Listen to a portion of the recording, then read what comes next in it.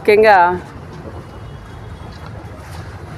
మన రాష్ట్ర వ్యాప్తంగా ఉండే ప్రజలకు, మన నాయకులకు, కార్యకర్తలకు అందరికీ కూడా అడ్వాన్స్గా సంక్రాంతి శుభాకాంక్షలు కూడా తెలియజేస్తూ, ఈరోజు మన ధర్మవరం రెవెన్యూ ఆఫీసర్ అయిన మనం ఆర్డీఓ గారు మహేష్ గారి దగ్గరికి ఈరోజు వచ్చింది. ఎందుకంటే చిన్న అంటే రెవెన్యూ సమస్యలు ఉంటే, హౌస్ సైట్లు కానీ ఇలాంటివి సమస్యలు ఉంటే దాని మీద ఆర్డీఓ గారిని కూడా కలవడానికి కూడా వచ్చినాం. ల్యాండ్ కానీ ఇలాంటివి ఉండేటివి ఆర్డీఓ గారు కూడా కొన్ని సమస్యలు ఉండేటివి కూడా మనం పరిష్కరిస్తాం. కొన్ని సమస్యలు అంటే రెవెన్యూ సమస్యలు కానీ అసైన్మెంట్ కమిటీ కూడా పెడితే కొన్ని భూమి సమస్యలు కూడా పరిష్కారం అవుతాయని ఆర్డీఓ గారు కూడా చెప్పింది కూడా జరిగింది.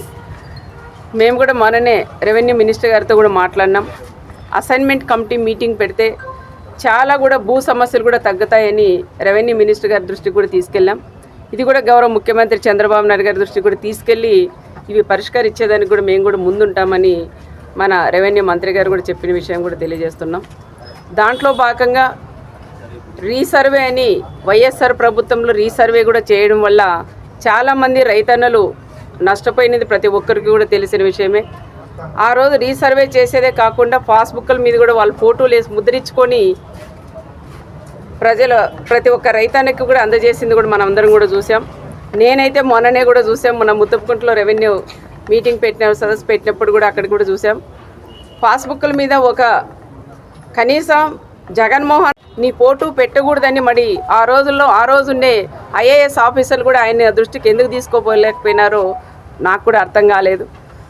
అలాంటివి కూడా రాజముద్ర తీసేసి జగన్మోహన్ రెడ్డి ఫోటో వేసినట్టు తొలగించి మా ప్రభుత్వం వచ్చిన తర్వాత చంద్రబాబు నాయుడు గారు కూడా నిర్ణయించి ఏ రాజకీయ నాయకుడు ఫోటోలు లేకోకుండా రాజముద్ర ఉండేటివే పాస్బుక్లు ఇవ్వాలని ఆలోచన చేసి మననే పాస్బుక్లన్నీ కూడా ఇచ్చింది మనం అందరం కూడా చూసాం.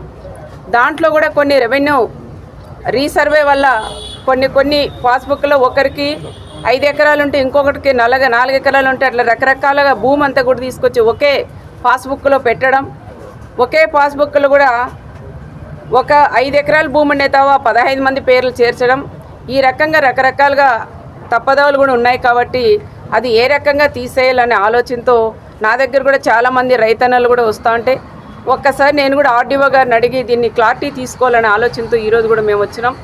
ఆర్డీఓ గారు కూడా ఒకటే చెప్పారు, అది ఏమీ ఇబ్బంది ఏమి ఉండదు. కొంతమంది 15 మంది పేర్లు ఉంటే వాళ్ళందరూ కూడా ఒక్కసారి అర్జీ రాసుకొని ఒకే అర్జీ మీదైనా సంతకాలు చేసి ఇస్తే ఇవి కూడా మేము క్లియర్ చేసిస్తామని కూడా చెప్పారు.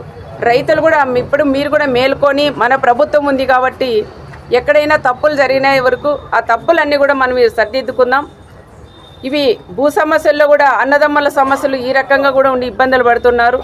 ఇలాగే ఉంటే మాత్రం ఒకే బుక్కులే 5 ఎకరాలు ఉన్న 40 ఎకరాలు వాళ్ళకు ఉంటే చూపిస్తే మాత్రం చాలా వరకు ప్రభుత్వం నుండి వచ్చిన పథకాలన్నీ కూడా వాళ్ళకి అందలేకపోతాయి.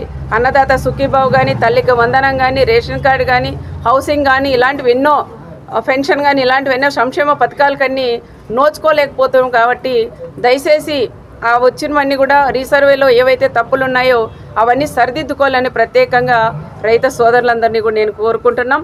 మా ఆర్డీఓ గారిని కూడా ఒకటి అడిగాం. ఎంఆర్ఓలు కానీ వీఆర్ఓలు కానీ సర్వేర్లందరినీ కూడా పరిగెత్తించి ఇలాంటివన్నీ కూడా క్లియర్ చేయించాలని మన ఆర్డీఓ గారిని కూడా అడిగింది కూడా జరిగింది. తప్పకుండా చేస్తామని ఆర్డీఓ గారు కూడా మాటిచ్చారు.